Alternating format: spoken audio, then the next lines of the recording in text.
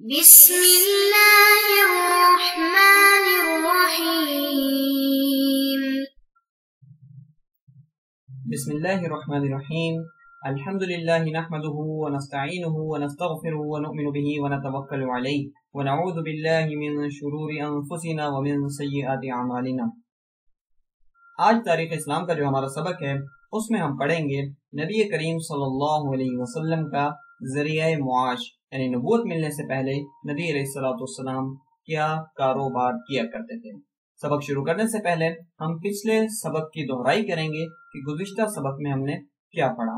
تو گزشتہ جو درس تھا وہ ہمارا اس کے عنوانات میں سے یہ تھا کہ خانہ کعبہ کی کیا اہمیت اور کیا مقام ہے، اور پھر قریش کو خانہ کعبہ کی ضرورت کیوں، کیا اور کیسے پیش آئی۔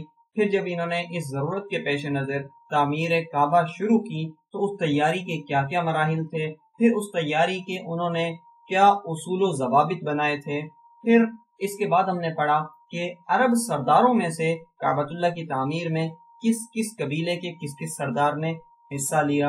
پھر جب کعبۃ اللہ کی تعمیر مکمل ہو گئی اور حجر اسود کو اس کے مقام پر نصب کرنے کا مرحلہ آیا تو اس کا کیا خاص واقعہ پیش آیا تھا، اور اس میں نبی علیہ السلام کیسے ثالث بنے اور نبی علیہ السلام نے کیا فیصلہ سنایا تھا۔ تو یہ ہمارے پچھلے درس کا خلاصہ تھا۔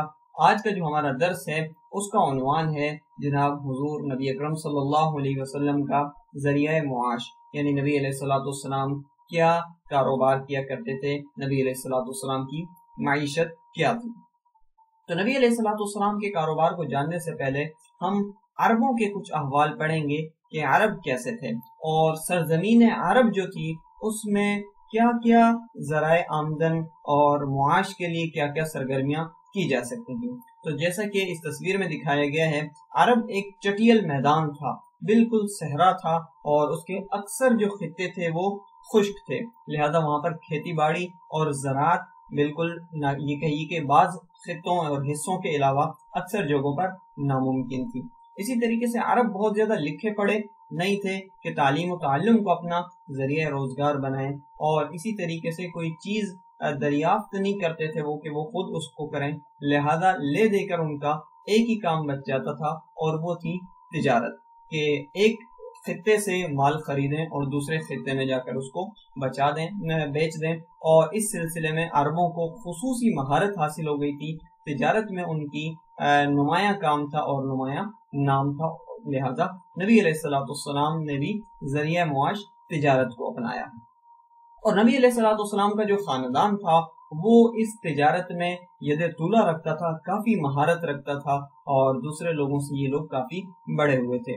ہم نبی علیہ السلام کے خاص خاندان کے جو چند ماہر حضرات تھے جو تجارت میں اپنا جواب نہیں رکھتے تھے ان کا تذکرہ کریں گے۔ سب سے پہلے ہم جناب ہاشم نبی علیہ السلام کے بڑ دادا ہیں، محمد صلی اللہ علیہ وسلم بن عبداللہ بن عبد المطلب بن ہاشم، یعنی عبد المطلب کے جو والد ہیں وہ ہاشم ہیں، اور یہ وہی عظیم شخصیت ہیں جن کا تذکرہ سورہ قریش میں جو ہوا ہے کہ عرب کو دو اسفار کی طرف مانوس کیا، سردیوں میں الگ اور گرمیوں میں الگ۔ تو یہ تجویز دینے والے اور یہ اختراع پیش کرنے والے، یہ نیا کاروباری سلسلہ دریافت کرنے والے جناب ہاشم ہیں، جو یمن اور شام کی طرف تجارت لے کر جایا کرتے تھے، اور ان بڑے بڑے علاقوں سے ان کے جو ملوک تھے، بادشاہ تھے، ان کے خصوصی مراسم اور تعلقات تھے۔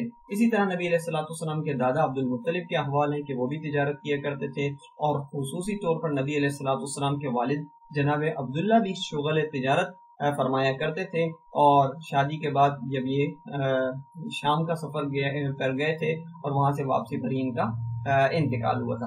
اسی طریقے سے نبی علیہ السلام کے خاندان میں حضرت ابو طالب یہ بھی تجارت میں مہارت اختیار کرتے تھے، اور نبی علیہ السلام نے تجارت کی مہارت ان سے سیکھی، ان کے ساتھ کافی اسفار نبی علیہ السلام نے کیے۔ پھر نبی علیہ السلام نے صرف تجارت نہیں کی دیگر کام بھی نبی علیہ الصلوۃ والسلام نے کیے ذریعہ روزگار کے لیے، جن میں نمایاں کام کا اگر ہم تذکرہ کریں ان میں ایک آ جاتی ہے اجرت اور مزدوری، یعنی کسی اور کا کام بالعوض کرنا۔ اس میں نبی علیہ الصلوۃ والسلام نے جو کام کیے اس میں بکریوں کے چرانے کو خصوصی احادیث اور روایات میں کثرت کے ساتھ تذکرہ کیا جاتا ہے کہ نبوت سے پہلے نبی علیہ الصلوۃ والسلام بکریاں چرایا کرتے تھے۔ خود جناب رسالت مآب صلی اللہ علیہ وسلم نے اس اپنے صحابہ کو یہ بتایا کہ قراریت کی رات کے عوض میں مکہ والوں کی بکریاں چرایا کرتا تھا۔ اجرت اور مزدوری کے علاوہ نبی علیہ الصلوۃ والسلام نے تجارت کا شغل بھی فرمایا، اپنا ذریعہ معاش جو تھا وہ تجارت کو بھی فرمایا، اور اس حوالے سے نبی علیہ الصلوۃ والسلام نے نمایاں کام انجام دیے۔ اب ہم یہ پڑھتے ہیں کہ عرب عموماً کیا کرتے تھے۔ عرب کے بارے میں ہم نے یہ پڑھ لیا کہ اکثری طور پر یہ تجارت کو ترجیح دیا کرتے تھے، تجارت کیا کرتے تھے۔ پھر تجارت کی بھی ایک ضمنی اور ذیلی ماتحت جو شکل آ جاتی ہے وہ مزاربت۔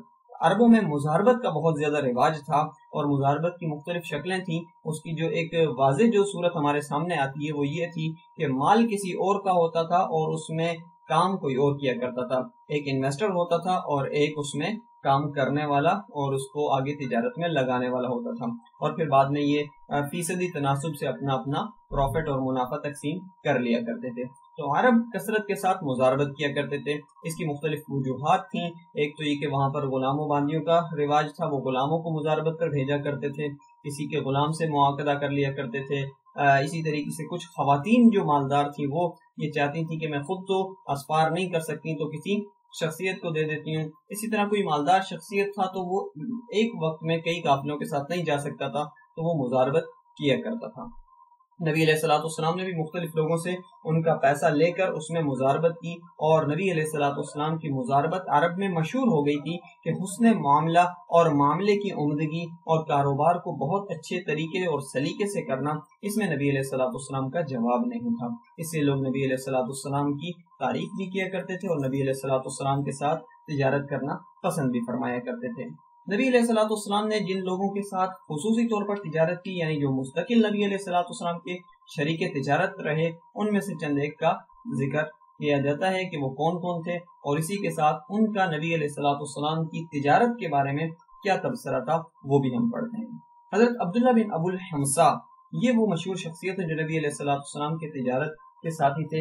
یہ فرماتے ہیں کہ بعثت سے پہلے یعنی نبی علیہ الصلوۃ والسلام جب نبی نہیں بنے تھے، میں نے ایک بار نبی علیہ الصلوۃ والسلام سے معاملہ کیا، میرے ذمے کچھ دینا باقی تھا جو میں نے دینا تھا، تو میں نے ایک وقت نبی علیہ السلام سے کہا کہ آپ رکیں، میں ابھی لے کر آتا ہوں۔ پھر اس کے بعد میں اپنا وعدہ بھول گیا اور 3 دن کے بعد آیا تو آپ علیہ الصلوۃ والسلام وہیں انتظار فرما رہے تھے، اور میں نے آپ کو منتظر پایا تو نبی علیہ السلام نے مجھے کوئی سرزنش نہیں کی، کوئی ڈانٹا ڈپٹا نہیں، بلکہ صرف اتنا کہا کہ تم نے بڑی زحمت دی، میں 3 دن سے یہاں پر تمہارا انتظار کر رہا ہوں۔ اسی طریقے سے صائب بن ابو صائب ایک شخصیت ہے جو نبی علیہ الصلوۃ والسلام کے ساتھ شریک تجارت ہوا کرتے تھے، اور نبوت ملنے کے بعد ان کی جب نبی علیہ السلام سے ملاقات ہوئی تو انہوں نے گواہی دی کہ تجارت میں آپ کا ثانی کوئی نہیں، اور آپ کے جیسا اچھا رفیق تجارت میں نے نہیں دیکھا۔ اسی طریقے سے قیس بن صائب ایک شخصیت ہے جو زمانہ جاہلیت میں نبی علیہ السلام کے ساتھ تجارت کرتے تھے۔ پھر یہ مدینہ منورہ حاضر ہوئے تو خود نبی علیہ السلام نے ان سے فرمایا کہ مجھے جانتے ہو؟